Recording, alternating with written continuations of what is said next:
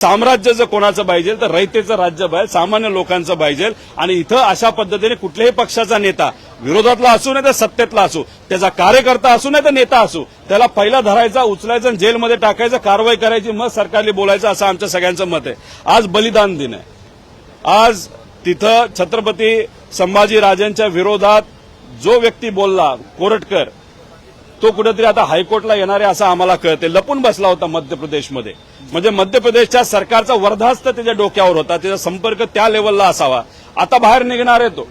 आता बिळातून जर कोरटकर बाहेर निघत असेल तर पोलिसांनी त्यांच्या बाबतीत काय करायचं, पकडा, त्याच्यावर कारवाई करा, मग बघू कोर्ट काय म्हणतं। ही हिंमत तुम्हाला आजच्या बलिदान दिनानिमित्त तुम्हाला दाखवावीच लागेल, असं सरकारला या ठिकाणी आम्ही बोलत आहोत। काल बजेट होतं म्हणून आम्ही या विषयाबद्दल बोललो नाही, पण हा विषय आम्ही सोडणार नाही। अशा पद्धतीने महामानवांचा अपमान जर कुणी करत असेल तर महाराष्ट्र कदापि तो अपमान सहन करणार नाही।